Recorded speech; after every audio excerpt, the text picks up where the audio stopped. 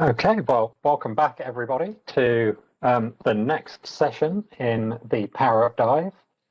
And for this session, Andrew Laidlaw, will be joined by my fantastic colleagues, David Spurway and Rob Dent, to talk through adventures in hybrid cloud and the conversations that we are having with customers and that you no doubt are having with customers around the role of hybrid cloud in their infrastructure, in their environments, and most importantly, in their businesses. And conversations is exactly what this is about. So we'll be looking at a chat amongst ourselves, and apparently some of you will be listening, but we're not sure how many of you really will be. So we're just going to have a chat. As I know, that's roughly what happened in Rob's sales school recently. Anyway, more on that in a second. As Andrew was sort of saying when he put this slide in, this is in some ways obligatory, and that this turns up in pretty much all these different presentations about this particular topic. But I had absolutely no problem with it coming back in again, because it really is the reality of what we're seeing when we talk to our customers, is that the customers are all saying they're on a cloud first journey. They've all got some kind of multiple forms of cloud in their environment. It's all there. They're going to be having different types of clouds. It's going to be there. They're going to be using a bit of the Microsoft Office 365 is all over the place. They will be talking about AWS. Azure will be in the conversation. It's all there every time, as to have that multiple clouds in there all the time. And the compute capacity that it will be private in cloud in 2 years, 31%. I mean, again, the numbers do change. The numbers are big, though, and again, it's why we have the conversation, is because the perception is that it's all flooding out to public, and it's not necessarily a reality, but it is the conversation that we have to have with the customers every time. It is what actually is they're wanting from cloud. What is that piece they're actually after? What is it they actually want to get? Because that's not necessarily too obvious. We're going to be seeing movement between the clouds. We're going to be seeing a level of connectivity between them. And what customers are often after is that level of simplicity, which we'll talk to in a second. So as Andrew's just popped up here, what do you mean by cloud? And that, because kind of battling against the journey to the cloud really isn't going to work. This has to be something where we have to be in the conversation, working with the customers, because fighting against this strategy, I'll risk it by saying, after all, it can get almost religious. The journey to the cloud is something that if you try and battle against, we're really just going to be banging our heads against a brick wall. So the variation on that is, what do you mean by cloud? What is it you're actually going to get from that? What is it you expect to be able to get from cloud? What is it you think you're doing this for? What's the benefit you're actually looking for? And we'll be looking to get that as we talk about it. So to start with, the really obvious ones, to start with, what are these definitions you can find out there? Because if what it is you want from cloud, let's have a little look at the couple of definitions. These are not new. You saw me do this in the last session. But AWS, after all, they say cloud computing is on-demand delivery of IT resources over the internet, pay-as-you-go. And of course, we're all sitting here working from home. We've had the conversation earlier. We're accessing all of this over the internet in the first place. And then the pay-as-you-go piece is often a very critical part. Thank you, Andrew. And exactly that also comes up from the Azure side. So Azure have a few more words, not as many as we do, but we'll get to that in a second. They are, simply putting, but in a few more words, delivery computing services over the internet. Once again, that's where we are, to offer fast innovation, flexible resources, and economy of scales. Typically, you only pay for cloud services you use. And in each of these cases, they're not quite arrogant enough to say, you obviously and clearly must be using hours and hours alone. They don't say that. That isn't what it has to be. It just can be sometimes how we feel like it might be the feeling from the customers. So to our definition of the words, which again is a little bit longer, we have a few more words to it, but it's all very, very similar. Cloud computing, often referred to as simply the cloud, delivery of on-demand computing resources, everything from applications to data centers over the internet on a pay-for-use basis. So that pay-for-use is central. It's not the only thing customers looking to get from cloud, but it is a key piece that I think we do need to tick off, and we will be talking to in a minute. Accessing over the internet, that of course can put it in a variety of data centers. That could be somebody else's data center. It could be your data center that you're accessing over the internet. It could be a partner's data center that is being accessed over the internet. All of these are possibilities. You'll have that elasticity, easy for me to say, and scale up, scale down. Again, actually, how we do that, how we IBM can do that, is actually something that's actually more flexible, more elastic than most other clouds are capable of doing. We'll come to a bit about that later on. Pay for you only what you use. That is key and central. And that self-service, find all the IT resources you need with self-service access. Again, we'll be talking about how we do that as we step through that. Some of it's not new. Some of it's relatively new, but quite a lot of it's been on the truck for a while now. But it's the sort of thing where we actually are wanting to talk to customers about it. And also inside of IBM, I'm sure you haven't failed to spot the general drive from our executives about some level of show not tell.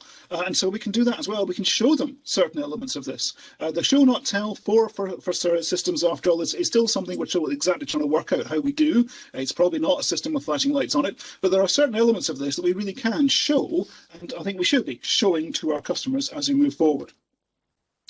So again, another slide that we used in the previous discussion, previous conversation, it's not exactly rocket science, but if you were to look into what hybrid cloud is, and if you wouldn't mind popping that up, Andrew, hybrid cloud, of course, is something you will actually find a lot of different definitions for, and it can vary from this as well, which again is kind of where you might want to start actually by asking the customer, what does he actually see as hybrid cloud? What is it? From our point of view, we see this as a bit of both, a bit of private, a bit of public. So we see this as elements on the on-prem, somebody's prem.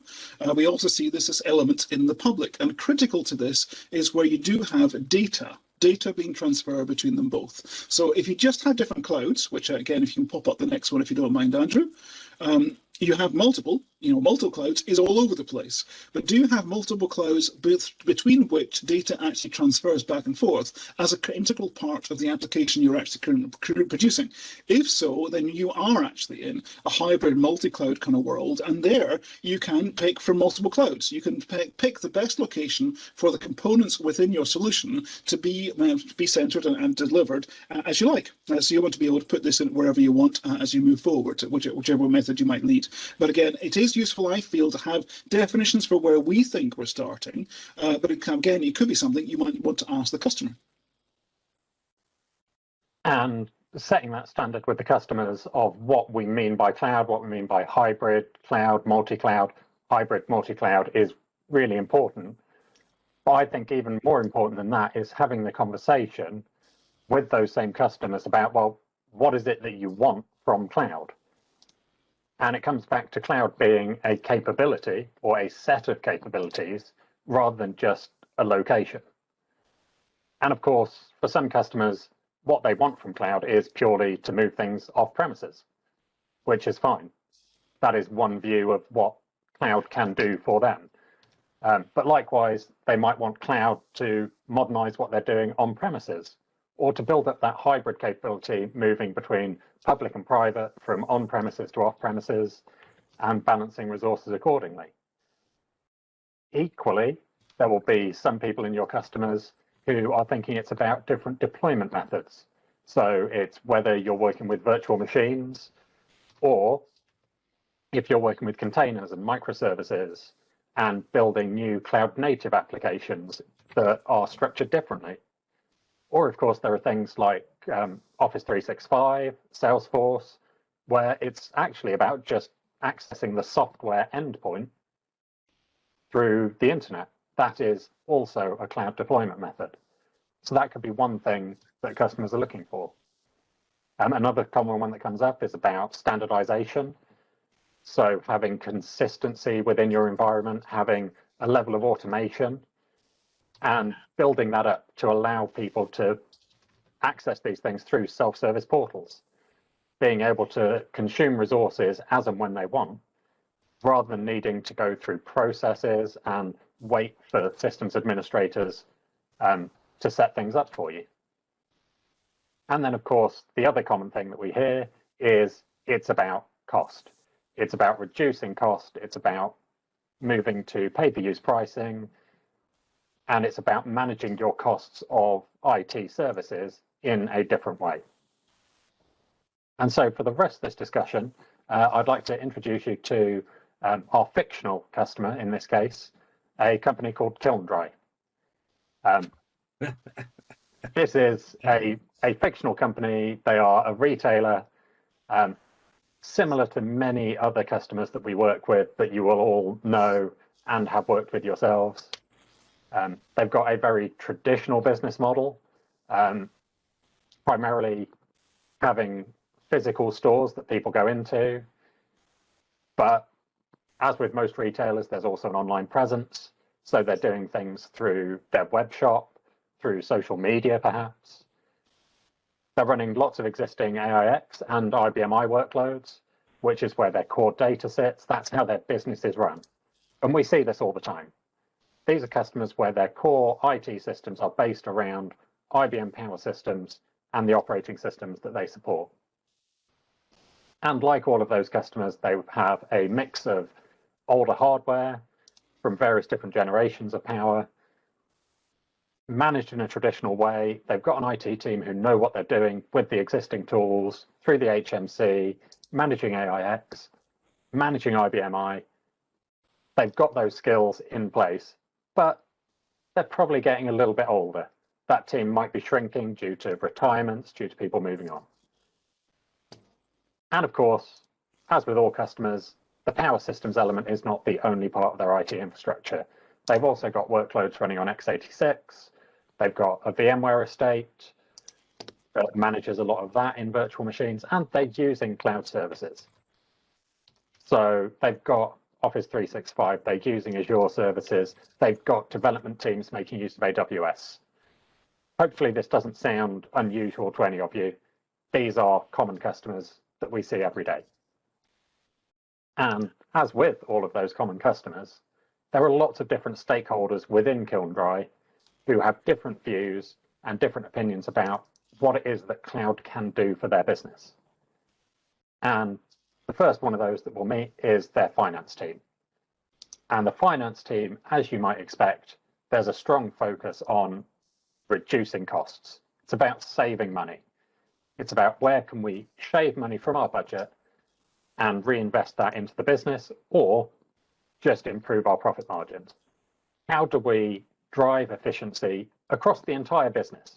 This isn't just focused on IT, but they're looking at how can we save money across everything. And so the question that the finance team is asking is, well, can cloud help reduce our costs? Those guys at Kiln-Dry, it's customers like this that make working in the retail sector such an absolute delight.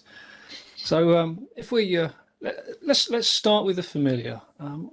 When we look to respond to this first customer objective to reduce cost, it doesn't necessarily need to be complicated, and the first response should be familiar to all of us already. If your requirement is to reduce costs and improve responsiveness, then we've already got great solutions without making any major operational changes. We can already show benefits from what is construed as cloud innovations without even making the full move to the cloud. So if the customer already has an existing AIX and IBMI estate running on older hardware, this is a very familiar story to all of us. Simply by modernizing their on-premise infrastructure, there's already a compelling case for reducing costs and improving the responsiveness. Now we know our current offering is our Power9 portfolio. Now that was a platform where the focus was very much on optimizing the infrastructure for new and emerging workloads. And what we saw was significant processor core performance issues, huge improvements in the I/O bandwidth, and big changes in memory capacity and memory bandwidth. So simply by migrating from an older generation of the platform to the latest, our performance benchmarks show that how much more work you can do with fewer resources. So as well as resolving the usual issues of support costs that are associated with end-of-life hardware and the hefty maintenance contract renewals that they'll have to deal with, we're already seeing that improvements there. So since we're talking about Kiln-Dry, and we know they've already said they've got a mix of older hardware, it's probably safe to assume that they're still going to be running Power 7 infrastructure, possibly older. And we can see from the chart there, and we already know this, the Power 7 to Power 9 figures for AIX workloads essentially show a doubling of performance, or for our marketing friends, a 2x performance jump. Or to put it another way, you can do the same work with half the footprint. And the improvements are actually even more dramatic when if we move to the IBMI CPW benchmark metrics, even greater jumps. So we know we've got P10 on the horizon. Don't think that will come as any great surprise to us. If we move on, Andrew, we know what we believe is the enterprise systems are going to be first. I think that's, again, no surprise in the second half of this year, we hope. and mid-range and scale-out systems in 2022. So although we don't have the published data for that, as already been covered earlier on this morning, we're expecting to see more performance increases. Figures I've seen, and I didn't catch all of it this morning, but assuming it hasn't changed, we're talking about a 1.3 performance boost per processor core. So again, continuation of that theme. And what we're seeing in the conversations we're having around Power10, there's a particular focus on energy efficiency, with figures of a 3 times energy efficiency improvement per socket. Now that's actually really quite relevant, because we need to appreciate that the current industry focus is very heavy on energy efficiency. I don't know if anyone caught it, but we were discussing the other day about a fairly recent commission study that AWS put together to show that carbon reduction is one of the major compelling reasons to move to the AWS public cloud. And of course, the irony is that the Power10 energy efficiencies that we're going to see are actually far superior to those within AWS data centers. And actually, if I can chime in on that in that conversation, the way that AWS sort of position themselves and answer the allegation that they're dirty and not that green and you know, dirty secret of the internet is by publishing a little table that shows the kind of the processor performance improvements over the various generation of the Intel processors, which is fine, and they use a benchmark to be able to justify it, and you can see what happens. But you can also see that the last 3 generations have made fractional improvements, very, very small, over the last 3 generations. It goes all the way back over 10 years. And if we did the same thing for power processors over 10 years, we see big jumps each time, whereas the Intel ones, certainly in recent years, far smaller. And so that's one of the things where today we can actually be greener than they are already. And I think we can also do that actually moving forward into Power10, where we'll have the energy efficiency and be able to take that conversation very effectively. Thanks, David. So anyone who's been involved with any sort of migration project knows that there's a cost associated with an infrastructure migration. The simpler the migration, the lower the cost. The more complex the migration, the higher the cost in terms of time, manpower, and risk. So we should factor in the cost of change as well. And this is where we know we've got incredible technology when it comes to minimizing migration costs. We've got plenty of migration strategies and tools available that range from rock solid IBMI migration tools, the tried and tested utilities like MuxSB, backup and restore for the AIX workloads, all the way through to the zero downtime on the fly migrations that we're familiar with using live partition mobility. Add to that, for the enterprise environments, we can also exploit the Power Enterprise pools, which is a facility not just to aid the migration itself, but also to reduce the overall cost by protecting your earlier investments in the processor activations. So a Power Systems hardware upgrade's not necessarily a daunting or a costly project, and far less daunting, far less costly than a major re-platform. As an aside, I'm just going to throw this one in our discussions the other day. Not particularly well known, or I didn't know about it, so that doesn't mean it's not particularly well known. Just I didn't know about it. One of the things that are available to us to facilitate a migration to Power9, if you don't already have it on the older server that you're migrating from, you are entitled to turn on live partition mobility facility on the older server for a 60-day period in order to be able to exploit LPM for the on-the-fly migration. So I didn't know that. If you did, for free as well. For free, I should say. Yes. Thank you, David. So finally, on this subject, let's not forget that PowerVM is an incredibly powerful hypervisor. It has functionality in there that simply cannot be found in any of the other virtualization technologies or the other cloud services. And as it's baked into every server, we really shouldn't understate the capabilities. We've got to remember that PowerVM allows us to run multiple different production enterprise workloads, AIX, IBMI, Red Hat, SUSE, all on the same physical server, and supported with subcapacity licensing in certain cases by some of the strictest software vendors. Oracle databases, production SAP HANA instances, all these can run side by side. We can pool our processor resources, we can share them between virtual machines on a physical server, we can share them between multiple physical servers to reduce licensing costs. Bipartition mobility can move virtual machines between systems. You can evacuate a whole system for maintenance during the working day without any disruption or downtime. This is a fantastic capability.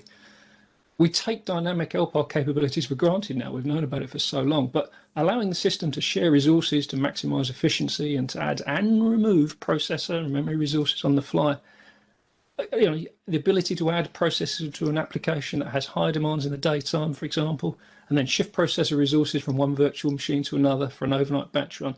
These are valuable tools to reduce cost. So not only are those capabilities able to provide incredible flexibility, many of these features are they're what are touted as cloud innovations and compelling cost-saving reasons for moving to a cloud-based infrastructure. But we already have them here with as simple as possible migration you can. And arguably, this could address many of our friends at Kiln Dry's focus on cost reduction. So before we explore options that involve changes to the way they operate, if the customer is simply looking to reduce their IT costs, we can show that much of this can be achieved with an incredibly simple migration with minimal operational changes, simply just by modernizing the current infrastructure.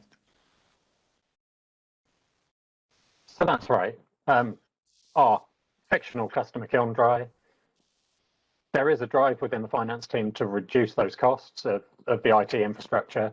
And we've shown that with the Power Systems Hybrid Cloud portfolio, which includes the Power9 based systems and the future Power10 based systems, they can reduce their costs without having that huge upheaval and that massive change of their workloads that might be required in a wholesale move to a public cloud provider, for instance. But the finance team aren't the only people involved. So if we're also talking to the IT operations team, they will have a different focus and a different expectation of what cloud technologies and capabilities can do for them. And one of their focus areas is about simplifying the management of their environments. Not just the Power Systems environments, but across the board. How do they keep up with all of the different things and all of the different tools they need to use to deploy things and manage things across their entire estate?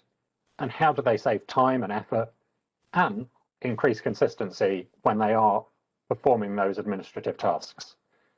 So one thing that the IT operations team at Kiln Dry is asking is, well, can cloud simplify their management?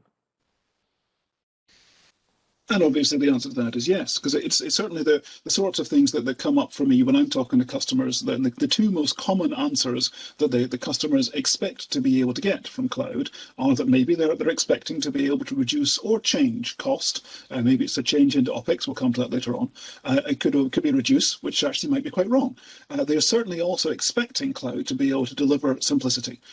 In certain ways, that may not necessarily be 100% accurate, but in ways, again, I think we've actually got a very strong story to be able to tell about how we can actually do this. And one route that we can do this simplicity is the kind of self-provisioning portal that has been quite possible for really quite some time now. So I don't know if you were expecting to see PowerVC turn up here. PowerVC, of course, not new, really. We've been around for quite some time. I built a little demo of this that I put out in a little video format back in 2018. The point of that video at the time was that I wasn't looking at how to install it. Others can worry about that. I was looking at how to use it. And how to use it is very, very simple. And that's, frankly, not always been our history with some of these products. But in this case, it's very, very straightforward to use and can give you that self-service portal. So when customers talk about what they expect from cloud, they expect to be able to come along, press a few buttons, an image and instances appear. And the perception of our world that customers can have to begin with is that that isn't us, that they've maybe seen from the IBMI side, they've got the usual sort of green on black kind of view. They maybe from the AIX side have seen what we can do with, can you still hear me? Good. Okay. Just a little symbol popped up saying the my mic had disappeared. Glad it's lying. So that you can actually do that. You can move forward and be able to change things. They may be seen us use SMIT with AIX and the kind of expectation that we've been doing for many, many years. I mean, it works, but actually, when it comes to true cloud portals and being able to press buttons and things appear, the simplicity of how to use PowerVC is very, very powerful. And again, I mentioned the show not tell kind of world earlier. This is again something which we can show and show customers that they don't have to sprint off to AWS to be able to get that kind of simplicity. It's not necessarily required. And again, the sorts of things we can do with PowerVC, the kind of flex that we can do with PowerVC actually outstrips the cloud abilities of certain clouds. That AWS, for example, if you were to go around and be able to do a kind of flexible deployment, what they mean by that is roll out more instances, which we could do with PowerVC, but we can also change the size of them. And that's not something you can do with most clouds. It's not something you can do with AWS, but we can, and be very, very controlled about it. It also has the role-based access control, so you can be precise about who gets access to this. And also, the demo I did back in 2018, kind of built on top of PowerVC, added PowerSC to be able to show how we can actually do that security compliance very easily, very simply at the same time. And security compliance is a big topic when it comes to cloud. It is very, very prevalent all over the place. If you could, Andrew. Thank you. And so we can move on beyond self-provisioning, after all, to be able to look at the kind of automation and consistency. Again, that's the sort of thing which customers, when they are looking for simplicity, are looking to try and get to this and get to that automation and consistency. And again, the perception is that I kind of have to go to a single cloud vendor to be able to do that. It's not necessarily the case. We've talked about Ansible before. We'll talk a lot more about the detail of that later on as Stuart shows us how it works. We got access to try this out as part of our education earlier this year. It's again very, very simple. And for some reason, you might say, again, those that have got lots of IBMI experience, those that have got lots of AIX experience, they sort of being automating the tasks that they do every day may or may not necessarily set the world alight. They might not necessarily see the strong value to this. But I see this as a very strong me too, that in the world of kind of DevOps, which again, we'll talk to a little bit later on, I think there's a slide coming up mentioning it, in the world of DevOps, there's the people firing things up and bringing them down all the time. And from an AIX and IBMI, we can kind of look at that and say, well, we don't normally do that. Yeah, but we can. We don't have to have it sort of be very, very manual, very, very clunky, be able to build up. We, in a sort of standard view of our own little world, might not necessarily see that we need to do that very often, because we fire ours up and they stay there for ages. But they can come and go very, very fast, and we could get this very consistent. And again, this automation can be the sorts of things that can go all the way across the hybrid world as well. We can cover this on the on-prem. You don't have to leave to get the automation. We can include the outside world. All of that's as part of the playbooks that we actually do as well, and it's very, very simple. Again, this is Ansible is a very big paying item right now. Lots and lots of services work available for Ansible. Lots and lots of people being able to be very well employed, actually bringing the Ansible playbook skills. But we can plug into all that very, very easily. So we've got our guys doing what they've done every day of the week for ages. Great, but we can also, with these use cases, go right alongside the other people who are maybe doing this day in, day out for Linux and out in AWS, and we can absolutely align with that. They can run the same kind of playbooks, pop in a couple of other modules with minimum change, and be able to do these kind of common administration tasks really easily.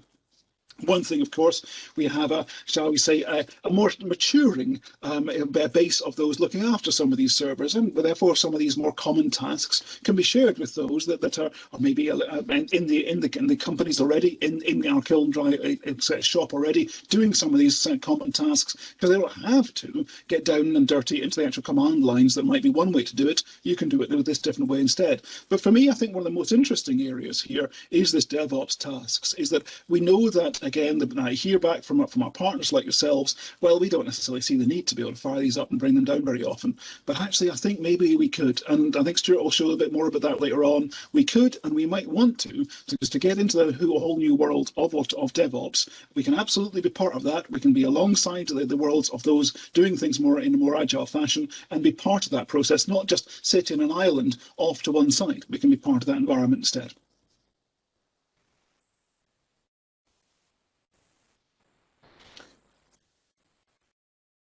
So it comes back again to what is it you want from cloud? That again, this is the thing we're suggesting. We ask the customer, what is it you're actually expecting? What is it you're actually wanting to get? If they're wanting to be able to do a kind of cost saving, we can do that. If they're wanting to be able to do the self-service provisioning, we've been able to do that for ages. If they're wanting to be able to do automation and consistency, we can do that as well. And you don't have to leave on-prem to be able to do it. All of this is the sort of thing which can actually be done very simply. We don't have to remove or replace large lumps of the infrastructure to do it. We can do with it what's already there, and we can do this for the customers right now. And so for Kiln Dry, we've spoken to the finance team and shown them how they can reduce the costs of their IT operations by modernizing, by using the latest generations of kit in the right ways. We've shown how they can simplify their management in IT operations to help reduce costs, reduce time, and add consistency using the right levels of automation, and also how they can provide that self-service provisioning with the tools that we have as part of the Power Systems Hybrid Cloud portfolio. So the next group that we will talk to within Kiln Dry will be the CTO office. Now they're looking at things from a different approach, and they're looking at how they can create new business models around the IT capabilities that they provide, how they can streamline their costs. So not necessarily reduce them, but maybe link the costs to business returns, to what's actually going on within the business, so that they can tie expenditure and revenue together and demonstrate positive business results all along the way. And so the question that the CTO's office is asking is, well, can cloud help modernize their business? And as you might have guessed, the answer is yes. And with the Power Systems private cloud offering, we can also introduce that level of kind of pay-per-use pricing and these new business models into the conversations that we're having with customers like Kiln Dry. And so if we think of it, we've got existing and some new IBMI and AIX virtual machines or LPARS, and there are a few different things we can do with them. The traditional approach is to simply upgrade the infrastructure that's already there, showing us those cost savings that Rob talked about earlier. And so we can move those existing and new workloads onto the latest generation of kit and save money.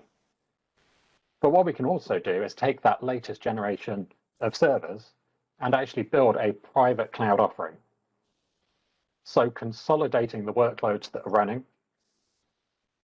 building a true private cloud environment that allows customers like Kiln Dry to pay for the usage as they want to fit their business. Now, whether they want that to be CapEx based and an upfront purchase, we can offer that. If they want it to be entirely operating costs, so moving to an OpEx model, we can do that as well. We've got flexibility in the pricing that we can deliver. And of course, as our partners, you can also build your own service provisions around this same model. And so what we're talking about with the Power Private Cloud is just a new way of procuring our existing Power systems. And it's all about the Power Private Cloud with shared utility capacity and being able to balance the resources that you want to use with the workloads that are choosing to use them. And so matching up the processor capacities and activations, the memory on the enterprise systems, and also the operating system costs with the workloads and the flexibility to increase and decrease those workloads as you need, and only pay for them when you're using them. So this is Enterprise Pools 2.0, but officially called the Power Private Cloud with shared utility capacity. And the name says a lot, really. It's about sharing resources across a pool of systems and having the ability to have utility-based charging and pay per the minute for the resources that are actually used. Not the resources that are allocated, not the resources that you think it might peak to, but the actual processors, memory, and operating system entitlements that those workloads are using. And so this can be used to reduce the upfront cost of your hardware, but more importantly, it can be used to increase the flexibility of how you use the systems within your Power Private Cloud. It's about being able to do things for a very short period of time if you want to test something, or if you want to do a small amount of development work. It's about the ability to accommodate peaks in your workloads, which for a retailer like Kiln Dry is an important use of their systems. For those seasonal peaks, they want to be able to use more resources, but only pay for them when those peaks happen, because that's when the revenue is coming in that is causing those spikes in workload. And of course, pooling your systems, pooling your LPARS, means that you get the benefits of consolidation. the same argument that we've shown with PowerVM for many years, that if you run multiple workloads on the same system, you consolidate them, you can even out the peaks and the troughs of their individual utilization, and you get the benefits of consolidating all of that into a single pool. And it's that pooling that adds a lot of the value, because everything is measured at the level of the pool across all of the systems that make it up. And so your base activations, your utility capacity is all measured across the entire pool. And that means that even if you move your workloads around between systems, the amount that you pay to run them stays the same. Your base activations stay the same and are shared and used no matter which system the workloads are running on. The peaks in workloads that might dip into your utility capacity, those are shared across the pool. And that pool doesn't need to be on a single site in a single frame. It can actually be across multiple sites, and more than two even. So you can start using this capability to build in HA and be able to flexibly move workloads between systems.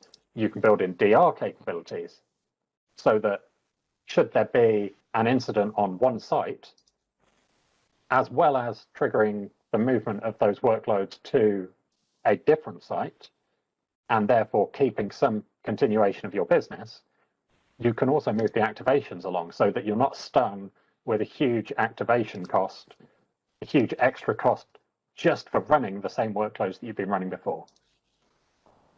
And that's a really valuable thing.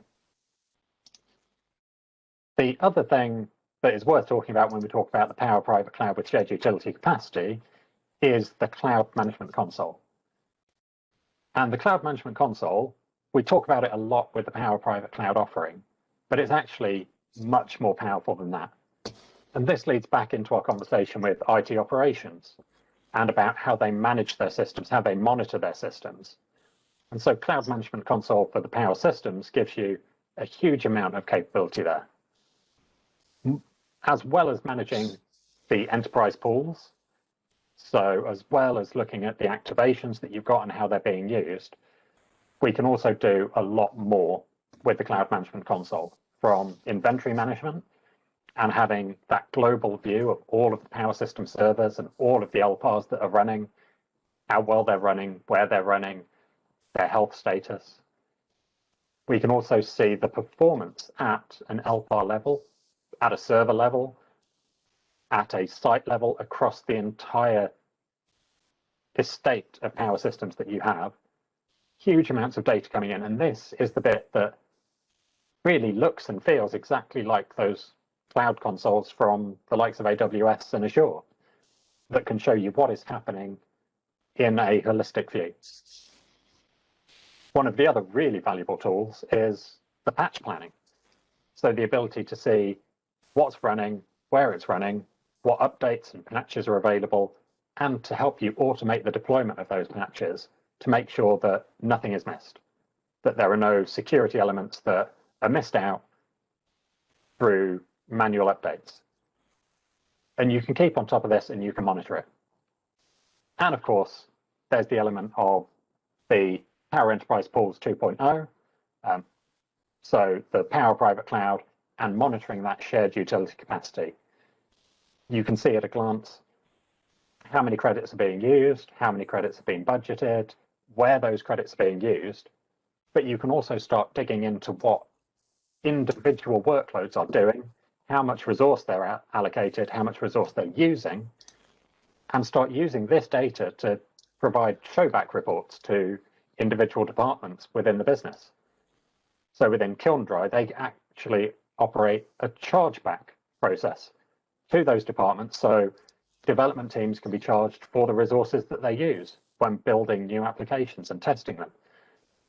And you can directly tie the cost of those workload peaks, those seasonal spikes, to a cost of resources and show that to the business and show how that is linked to the revenue coming in and how the cost of IT actually directly impacts the revenue. So that's kind of filling out what we can offer for on-premises within the Power Systems hybrid cloud portfolio. And we've still not made huge changes to the workloads that are running.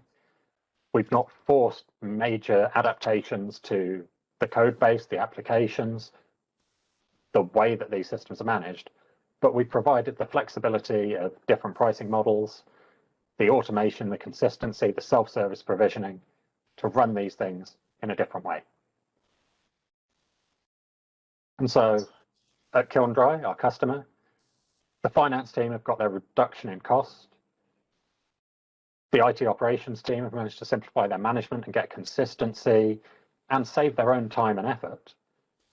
And the CTO office has been able to identify new business models, new ways of tying cost and revenue, and new ways of providing this IT capability to their users internally. But then the next team that we will be talking to is going to be the CIO's team, looking at all of IT in a much more holistic way. And they're looking at, well, how do we manage all of this together? And what can we do to help bring Kiln-Dry into new business areas or develop new capabilities? And so some of the things they're looking to do are consolidating their IT footprint. So minimizing the amount of hardware they actually own and have to manage themselves, but also looking at how they can change their existing processes of having systems in every store feeding back into that central database and actually run these workloads differently. So for the CIO's team, the question they're asking is, well, can cloud simplify that infrastructure? Our friends at Kiln-Dry, they really are the gift that keeps on giving. So we've already addressed several of the Kiln-Dry focus areas already. And the first thing to say is, of course, there is no one right answer. The right answer is almost certainly going to be a combination of any or all of these approaches. However, in this case, our Kiln-Dry CIO does want to take matters further and explore creative options. And they've mentioned consolidation of IT footprints, the minimizing of the hardware ownership, and moving away from an operational model that involves running these physical servers in each store. The requirement for consolidation can certainly be addressed with a more traditional solution, but if we look at all of those together, we start to see a use case at last for the possibility of an on-premise centralized solution.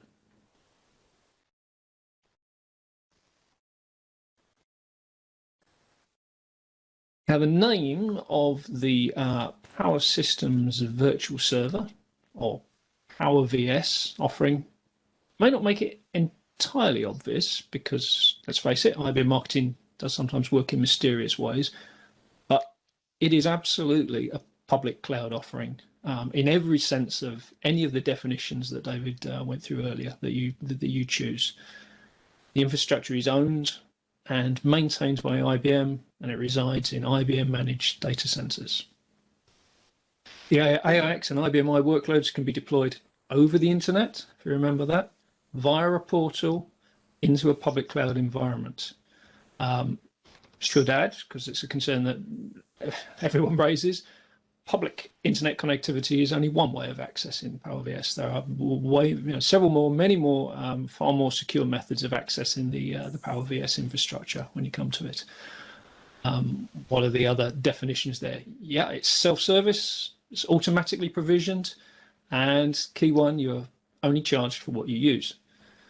So finally, as the Power Virtual Server infrastructure sits alongside IBM's x86 based public cloud infrastructure, we've got that option of mixing Power and x86 workloads. They can be co-located in the same public data center on the same network, and key point, with no network traffic costs between them all.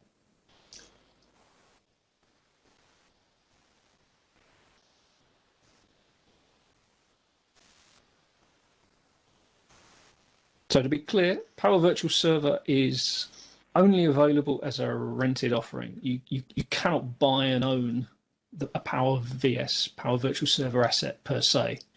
And also is key is you're not renting a physical server, you're renting an instance or a virtual machine. As you would expect and require from any public cloud offering, Power Virtual Servers are available in different data centers around the globe. So for a global retail giant like Kilndry, they have the option of multiple Power Virtual Server data centers, and they can pick the appropriate one for the location of the particular stores if that's what they need to do. So for reference, although the deployment is constantly changing, is always ongoing, at the moment, Power Virtual Servers are sitting in North America, Dallas, Montreal, Toronto, and Washington. They're in Sydney, Osaka, and Tokyo in Japan, and probably of more interest to this audience, Frankfurt in Germany, and in two, we'll call them London locations. I say London in much the same way that Luton Airport is London Luton Airport. So these London locations, it's particularly worth mentioning because they're about 40 miles apart. So they London-ish, but they're close enough to minimise network latency, but far enough away so that they can make a valid DR strategy. So finally, it's worth emphasising that the Power Virtual Server is an IaaS, easy for me to say, infrastructure as a service offering. It's not a managed service. IBM provide the hardware and the virtualization layer, and of course they will maintain and refresh the hardware and the virtual I/O server, and all with predictable OpEx costs. But the customer or their partner, they still manage the operating system and the entire application stack, just like you would in any other public cloud infrastructure as a service offering.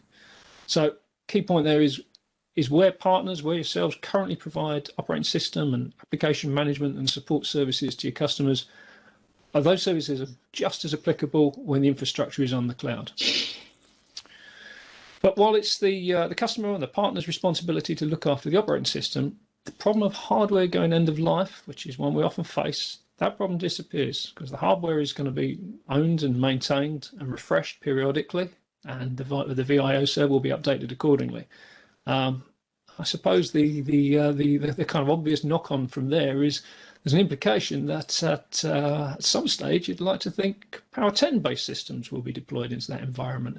Now, obviously, no, we're not going to talk. No one's going to confirm any dates or anything like that, but it's a reasonable assumption, and again, that logically makes another possible use case for that, because yeah, how about using Power Virtual Server for testing your application stack on Power10 hardware when the time comes?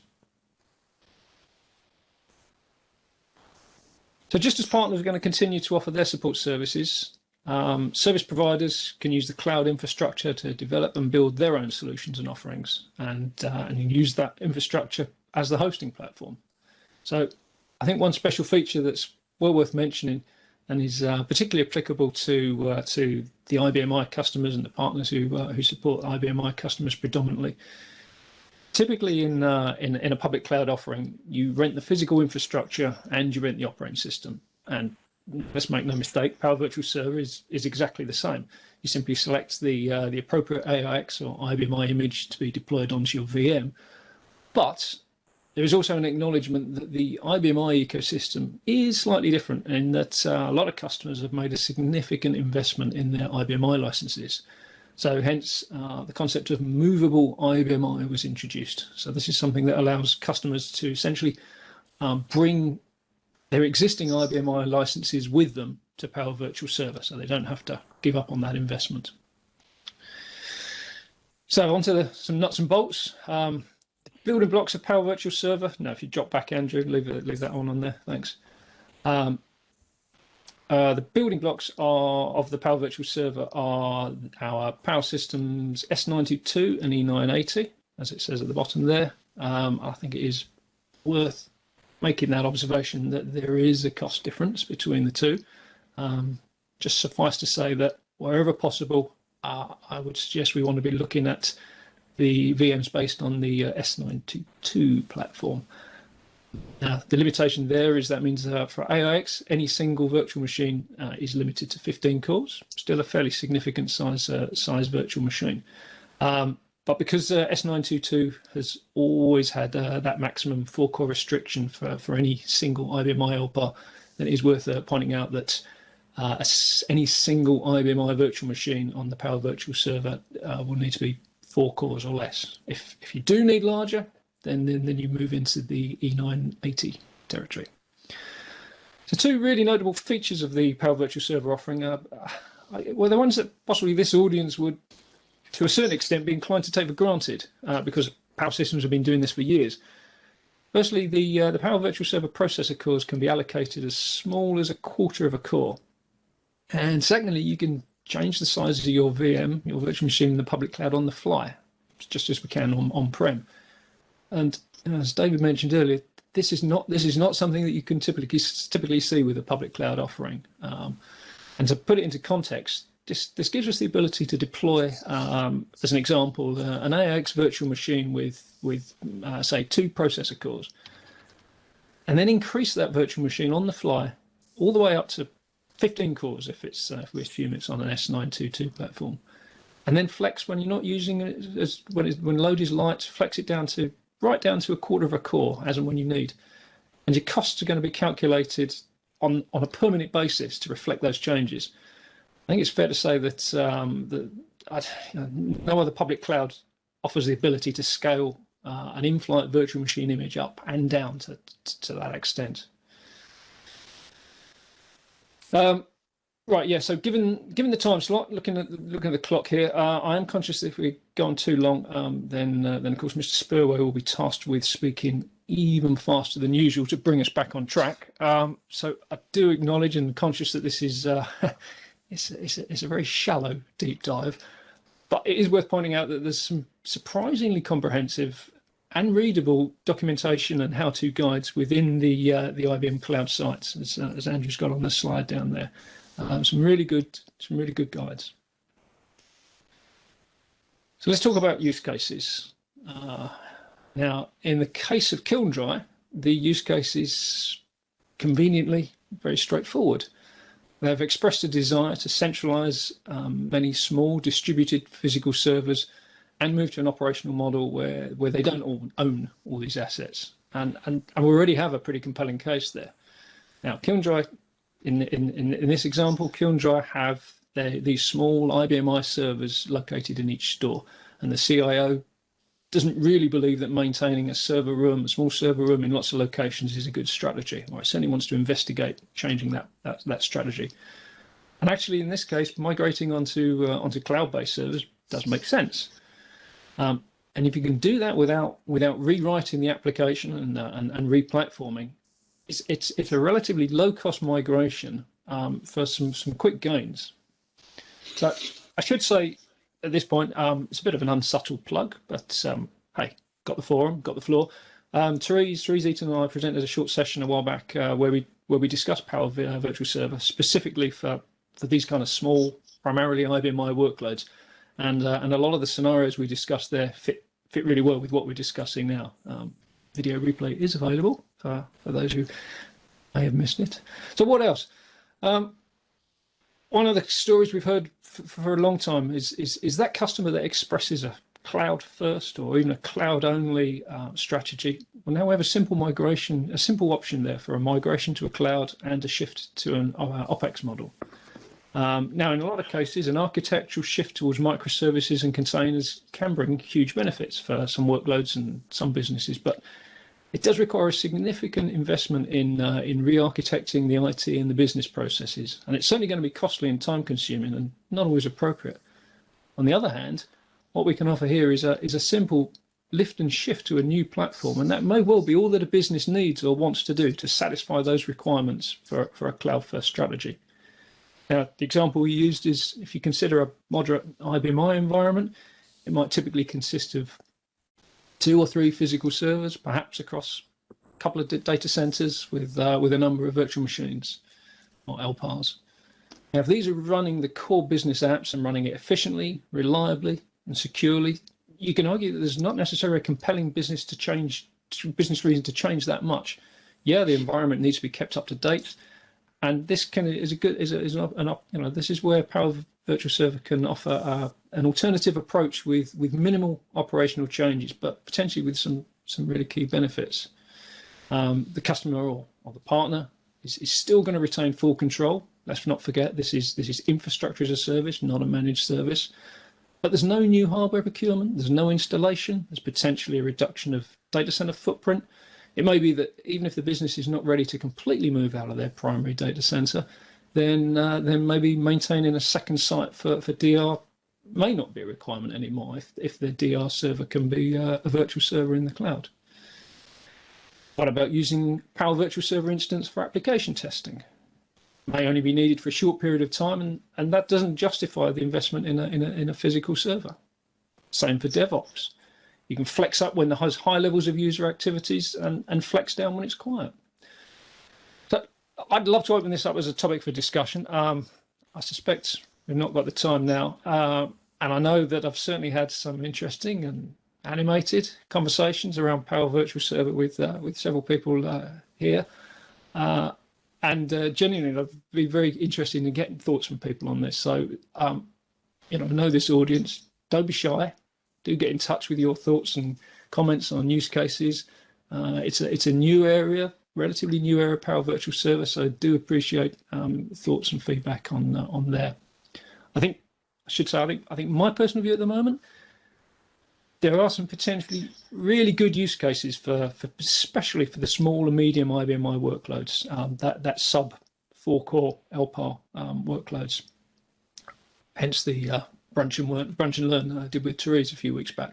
Another unsubtle plug, but this is it's a fast-moving offering, and that's as a result of the fact it's an IBM Cloud offering. I think there is real potential, although, yeah. Clearly some kinks to iron out, both in terms of the offering and the ecosystem go-to-market strategy, which, that's a can of worms that I'm absolutely not going to open today. So I think that's probably a good time to move on. So finally, a mention of hybrid down the bottom there in our chart, which of course that's a combination of private and public clouds. Andrew's already talked about the Power Private Cloud, and we've just spent a few minutes, maybe a few too many, on Power Virtual Server in the IBM Public Cloud. The key point is that the physical servers that make up the Power Virtual Server offering are exactly the same servers that are sold and are sitting in customers' data centers. The Power Virtual Server building blocks are Power Systems S922 and E980 servers. No special modifications. They're running exactly the same operating system as they are on-prem. So this means that they're already certified for SAP HANA, for NetWeaver, for Oracle subcapacity licensing, for example, before we even start. Any software stack that is supported on your S922 or E980 at home, it's supported on the Power Virtual Server in the IBM Cloud. Any application code that's developed and tested on the Power Virtual Server, that's good to go on a similar system in your own data center. We've got an application stack that runs on an on-prem Power Private Cloud that can run on the Power Virtual Server in the IBM Public Cloud. Now, the right solution for a particular customer may, well, you'd expect it to involve both types of clouds. I think the likely scenario for the near future is your core systems of record are going to remain on site, but smaller workloads may well be better suited to the public cloud and move to the Power Virtual Server. And with that, we have a hybrid cloud.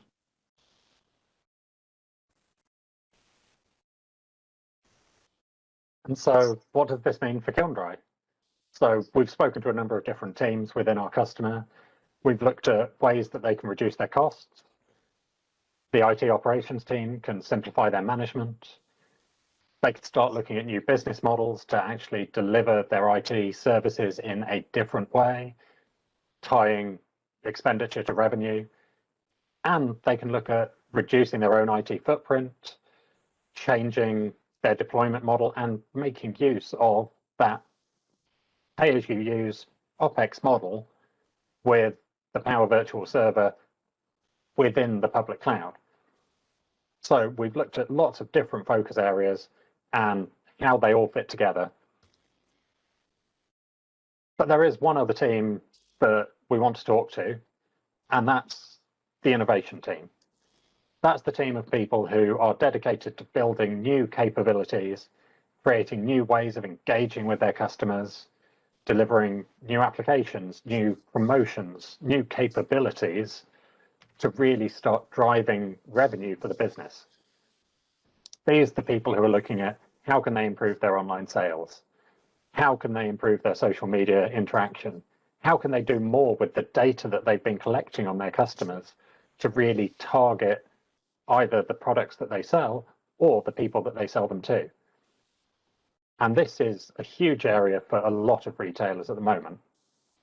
And it's the innovation team who are likely to be the ones who've been embracing the public cloud services already, making use of things like AWS or Azure or the IBM cloud services to start building niche little applications.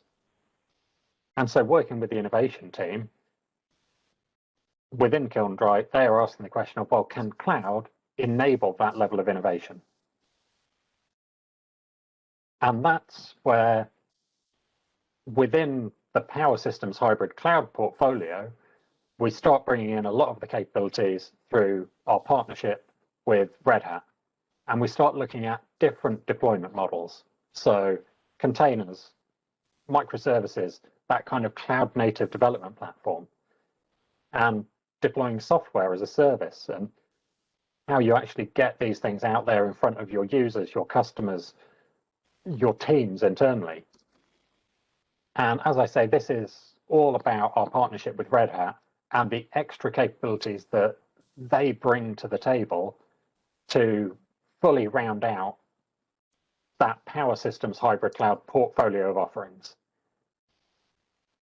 And for those of you who've not been living under a rock for the past 18 months or so, you'll be well aware that when we talk about containers and platform as a service, particularly tied with Red Hat, that is all about the Red Hat OpenShift container platform.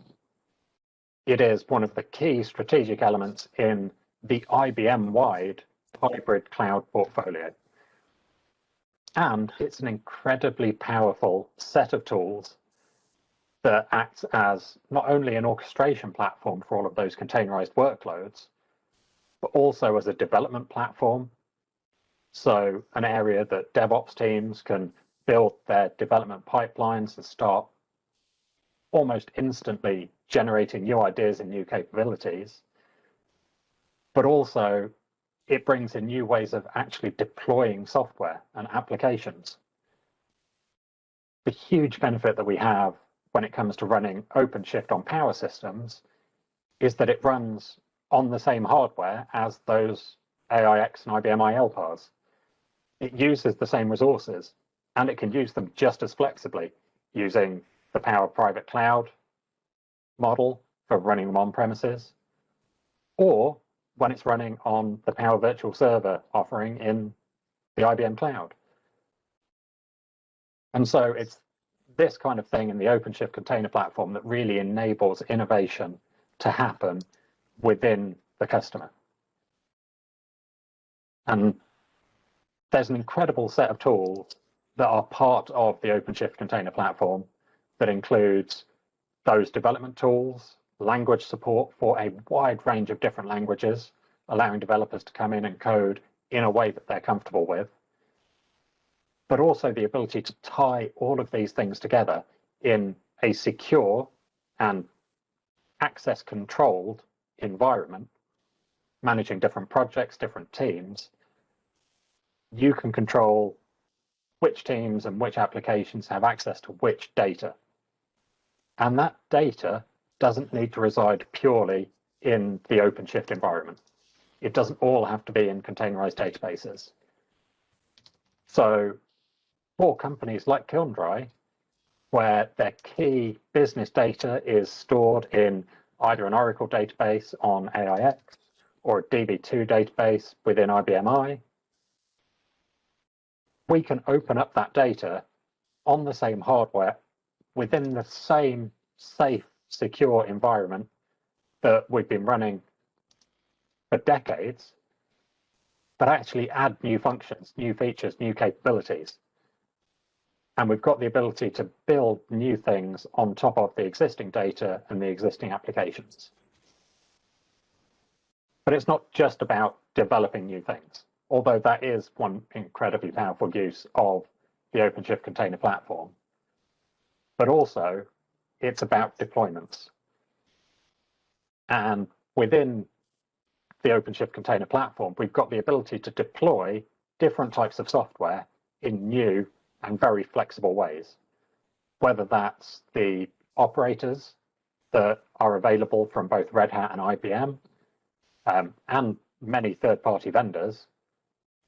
That includes things like our Cloud Packs, so Cloud Pack for Data, Cloud Pack for Applications, or WebSphere Hybrid Edition, and also the IBM Cloud Pack for Multicloud Management.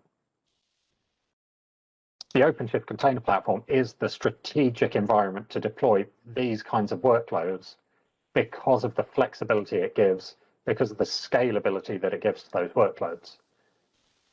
But there's also a huge catalog of open source databases that can be deployed through the same interface, closed source database as well. So DB2 is available and can be deployed quickly, easily, and alongside a development initiative to start doing really interesting things quickly and efficiently. And then on the third-party side, there are tools like HCL Commerce, which is deployed through OpenShift Container Platform. There's things like driverless AI from H2O, which gives a huge amount of data manipulation and AI capabilities, which can be deployed through the operator hub within the OpenShift Container Platform and tied into that business data that's already on the system, that's already in that AIX or IBMI workload. So this is definitely the strategic way forward that IBM are moving and that Red Hat are moving in terms of deploying applications and deploying the functionality that we deliver. But it's also a great development environment for all of the internal teams within Kilndry who are looking to do something new and something different. And as I've mentioned, it's all available on the same platform. So that PowerVM layer that is so incredibly powerful allows us to combine on the same hardware platform within the same Power private cloud or the same hybrid cloud, including Power Virtual Server, those systems of record on one side, those key mission critical applications and the data that they work with that are deployed in that same secure, resilient, and reliable way they always have been. But also we can start building up the new systems of engagement, the new capabilities, the new innovations, the new tools and functionality that allow us to do more with that data, that allow us to build new things and help modernize those applications, to help modernize the customer's approach and the way we're interacting with the people that Kilndry want to connect with. And because it all sits on this same platform, we get all of the same benefits that PowerVM has always given us. So we can dynamically change the size of the LPARS that run that OpenShift environment. We can share those resources with the AIX and IBMI workloads. We've got the security that comes baked into PowerVM. But we've also got the extra capabilities that we've talked about already. So pay-as-you-use pricing. If you want to be able to scale this up and down, we can do that with Power Private Cloud or with the Power Virtual Server.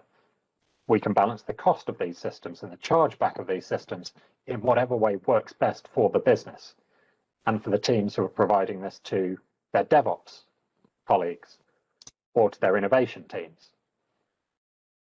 And we can do this on premises, on the same S922 and E980 servers that we have in the public cloud as part of the Power Virtual Server. And we can do all of this in that Power Private Cloud as well. So we can tie all of this together. And as I mentioned, the big benefit is that if you run these things on the same solid, reliable platform, then that data exchange becomes more secure. It becomes higher performance because you're staying within the PowerVM system, within the hypervisor. And it means that those innovations can happen with that critical customer data that you might not be allowed to move into a public cloud to do processing of it, that you might not be able to take out and extract and put into a different system somewhere to build an AI capability around it. And so it allows a lot more scope in terms of developing new things, new capabilities, and more importantly, new ways of engaging with that customer base in the right places and at the right times, and to deliver it all quickly.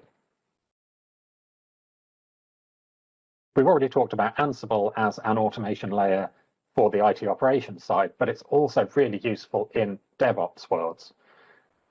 And there are lots of DevOps pipelines out there that are built into the OpenShift container platform that allow for automated builds, deployments of these new applications that can make developers' lives easier by taking their code, building it into a working application, deploying it in the right places and in the right way, and scaling it to match demand.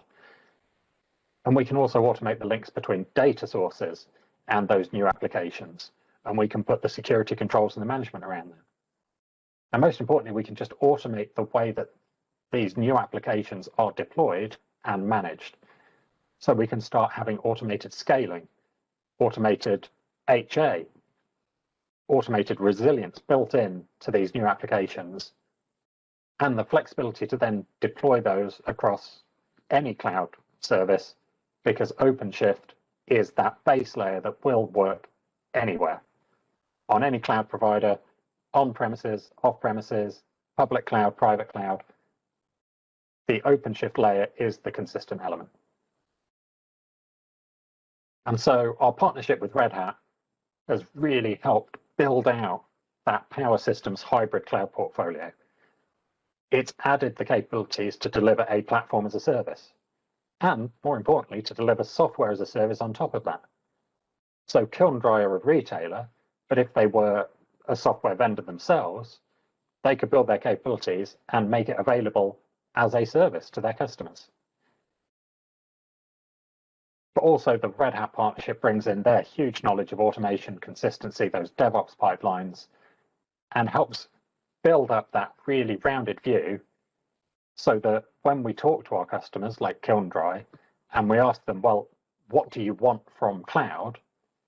We know that we can offer all of these capabilities. So no matter what their answer, we can help them get those benefits. And we can do it using the Power Systems hybrid cloud portfolio of offerings and the partnership that we have with Red Hat. So Kilndry, we've spoken to a huge number of people. We've appreciated that they have different opinions and different views and different focus areas. But we know from the offerings that we've talked about that we can help them reduce their costs. We can help the finance team save money. We can help them simplify the management of their systems, their environments, and their software using the right automation tools, and we can provide self-service. We can start building up new business models for them, new ways of consuming and selling their IT services, new ways of managing their expenditure and comparing it to revenue, more flexible ways of making use of the resources that they have on premises and off premises. And that off-premises element, we can be consistent with the on-prem to make that hybrid cloud spread across both on and off premises between the private and the public clouds. Also, on top of this, we can add the innovation layer. We can build new applications with our customers. We can give them the capabilities to add new services and to build new deployment methods for the tools that they might use internally, or that they might be presenting directly to their customers, or that might expand the reach or the capabilities of their online store. So there's a huge amount that we can do that is very cloud and meets their requirements of what is cloud.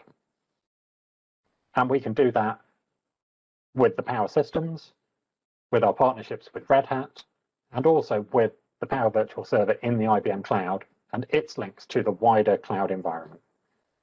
And that, I think, shows that we can bring hybrid cloud capabilities to all of our customers, those like Kiln Dry, and those who are looking for a different blend of those capabilities. So no matter what it is you want from cloud, within the Power Systems Hybrid Cloud portfolio of offerings, we've got something that will help get there. And we've got capabilities that will help our customers to embrace cloud. So again, it falls to me to wrap up, because I'm usually put on the end after all to be able to bring things back on time, but we're actually doing fine anyway. So this is you'll have seen from previous presentations, is my kind of variation of what I feel the power strategy actually is at this point. Infrastructure built for hybrid cloud, that's what we've been talking about, that's what we think power systems actually are, that's what we believe them to be. If you wouldn't mind clicking, Andrew. We talked a little bit about the kind of niche piece that we're not there for everything. It's not something you'd use power for all kind of solutions that are out there. We aren't going to win every battle, but when it comes to things that are important, business critical processes, data anywhere, where it's important that it's robust, where it's important that it's trusted, and we talked about the ability to be able to orchestrate it all, that's where we can play. That's where we can actually play and win. We can bring the innovation. Again, Andrew was just talking to that, about the fact that we can do the agility through with our partnerships with Red Hat. We can be very, very flexible with the various Power private cloud offerings, and of course the off-prem ones as well. We can do the automation. We talked about that too. So all of that is there. Application modernization, again, that's a conversation which I've had with many a customer, where the sort of perception is to be able to do application modernization is that it must be something you do with containers. It can be, of course, something you can do with containers, absolutely fine, but it's not just there. Again, more about that in a second. Enterprise AI, I'll talk to a little bit later on when I do my own session, but all of this we can do with Power Systems. Resilient, scalable, and secure, that's why we're there for that business critical process. That's what you get from our systems. They are built for it. We have the DOCS methodology, so designed for operational excellence. Every generation of system that comes out will be designed to be more resilient, more capable than the generation before. Power 9 is really good, but you can therefore take it that we are looking at what we can do with Power 10, looking at any kind of single points of failure, looking at planned and unplanned downtime, and we will be looking to be able to minimize those even further. So we just keep getting stronger, and therefore that kind of niche we're so strong at remains where we continue to have that strength and superiority moving forward. Hybrid cloud is what we've been talking about for the whole session, after all. So we can do that with the core data processes. I'll talk a little bit how we can do that kind of hybrid cloud, linking to other pieces in my session later on. We can do this operations with IBM Public Cloud. We can do this also with on-prem as well. And it can be done with AIX, IBMI, and Enterprise Linux. Not just one. It's not just a Linux thing. It's something we can actually do with the whole lot and link it all together as part of the solution. Enterprise Linux is key to what we do, that we can do this with SAP HANA. We talked a bit about that earlier. We talked about OpenShift there. We can do this with Cloud Paks. And again, I'll mention those in my session later on as well. We can do all this and be able to spread all across all those three pillars with Enterprise Linux, but also we can do it with the AIX and IBMI as well. So it's not just the Enterprise Linux. All of this can actually be part of this. The innovation is there for AIX and IBMI, to Petra's point to session earlier. We can do it with Linux as well. We can do the modernization across all of it. And that kind of modernization piece, as I say, is something that's timed very well with customers and isn't something you necessarily think of, is that we can modernize IBMI, we can modernize the applications with it running on AIX alongside the containers and modernize together, potentially on the same physical footprint. And we can all do that with resilience and scalability as well. The hybrid cloud architecture kind of builds up. Again, this is a slide that I'll have a little bit later on. We've got the piece, after all, about the ability to be able to have PowerVM, and again, that can give flexibility over and above what actually other clouds are capable of doing. And we can do it on scale-out and enterprise boxes. We can run the AIXs and the IBMIs and the OpenShifts all alongside each other. And again, it's obvious to us. We've been doing it for ages, so there's no trouble at all. But actually, it's something, again, where we speak to the execs and our customers, they don't necessarily know it. They don't realize they can actually put them side by side. It's a perception that they need to be separate, and that's not necessarily true. So again, we can work with our customers to make sure they can actually advocate for us inside of their own organizations, just as our customer we were talking to earlier. We can do the piece with PowerVC. We talked about PowerVC and being able to provide that automation. It's something which can be able to exist there. It's not necessarily brand new, but it's something which can be absolutely part of the puzzle. Again, we're not trying to do a one ring to rule them all, as we've kind of may have had in the past. We are using the components that are best fit for the purposes. We'll continue to stick with them, to evolve them, and be able to make them move forward, and also have them link into the larger cloud strategy. Cloud packs, again, I'll talk to you a little bit later on, but multi-cloud management is the right thing to use if we're going beyond just Power. If it's just Power, maybe PowerVC on its own will do, because we can do such a great story with our VMs and our other, or LPARS, depending how you want to phrase it, in the virtualized applications. And of course, we can just use PowerVC for that. Also, potentially, if you're just doing things that are actually on-prem with cloud native, with OpenShift, then maybe PowerVC is all you need at that stage as well. But you can also do more than that. So again, building up a little further. We can also talk to the same kind of view, the same single front end, if what we want to do is across all of our different offerings, so Z, Power, and other systems across multiple different clouds, IBM clouds, web services, Azure, all manner of different clouds, we can do one single front end. Maybe if you're only doing Power, maybe that's a bit overkill, but I've certainly had the conversations with customers again, where we're looking at containers, they're building containers, they've got Power, they're building containers, the containers they're building aren't on Power, and again, we can have the conversation with why actually they could well be, and it could be a cost-effective thing to do. We can then present them with a single front end with multi-cloud management, partnering with our other members across the whole of IBM technology to be able to bring this as a single pane of glass to the whole lot where that's appropriate. Customers, after all, have said to me, how can you work with Azure Arc? And of course, Azure Arc actually is locking you into one single vendor's offerings and how to be able to do it in their space, and doesn't give you the flexibility, doesn't allow you to develop anything else, including the modernization you could do with AIX and IBMI. So actually using the multi-cloud management can include the Azure world, it can include the Power world, and bring it all under one particular pane of glass. So one quick final word from our fictional customer Kilndry about the steps that we've taken to help them modernize their business and achieve all of the benefits that they wanted from cloud, using Power Systems, using the IBM Power Systems hybrid cloud offerings. So we've helped them modernize their existing infrastructure to help them reduce their costs, increase the efficiency of what they're doing, and simplify the management, enabling more consistency, enabling more standardization, and delivering things faster. But we've also added the innovation around the business models. So introducing the Power Systems private cloud with shared utility capacity, allowing them to be a lot more flexible with how they deploy those AIX and IBMI LPARS, but also with the Linux workloads and the innovation platform like Red Hat OpenShift. And that allows them to scale up and down as needed. It allows them to tie their IT costs to what's actually going on within the business, but it also gives them that innovation layer to add new functionality and very quickly create new capabilities for how they engage with their customers. And we've got those links into the Power Systems virtual server, that public cloud offering within the IBM Cloud, and they're able to make use of those services to do test and development work, to consolidate the applications that would otherwise be running in each of their stores. And they can do this in a full OpEx model, so they're only paying as they're using these systems.